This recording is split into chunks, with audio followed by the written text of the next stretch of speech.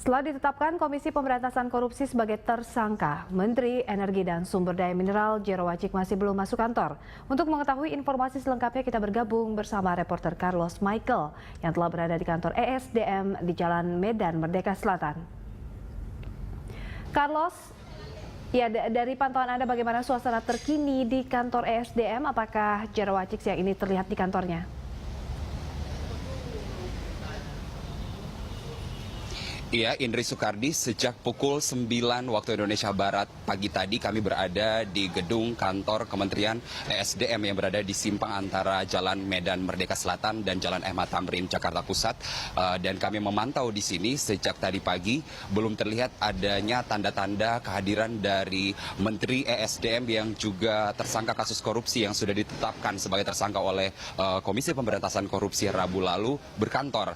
Dan tentunya ketidakhadiran dari Jero Wacik hari ini juga kami dapatkan informasi disusul dengan ketidakhadiran dua pejabat tinggi di kementerian ini lainnya, yakni Wakil Menteri Susilo Siswo Utomo dan juga Sekretaris Jenderal Kementerian SDM Teguh Pamuji. Kami melihat bahwa memang biasanya ada mobil dinas yang sering digunakan oleh tiga pejabat tinggi ini terparkir di depan kantor Sekretariat Jenderal Kementerian ini.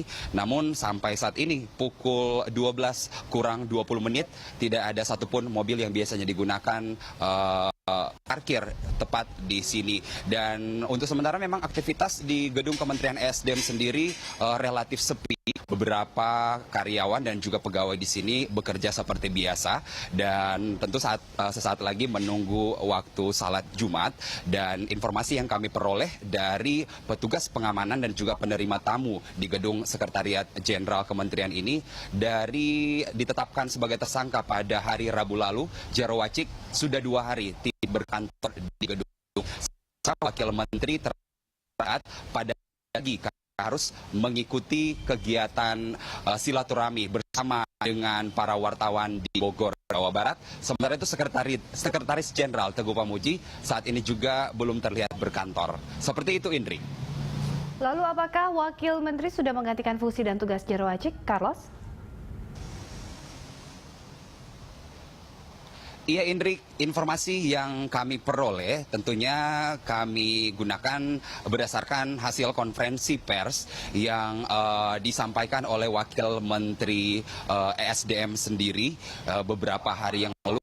Jero Wacik ditetapkan sebagai tersangka, bahwa soal tugas dan wewenang dari Menteri ESDM Jero Wacik yang sudah ditetapkan sebagai tersangka sampai saat ini masih menunggu keputusan dari Presiden Susilo Bambang Yudhoyono, karena pada siang hari ini juga dijadwalkan Jero Wacik sendiri akan bertemu dengan Presiden di Istana Negara untuk membahas soal ditetapkannya status dirinya sebagai tersangka kasus korupsi.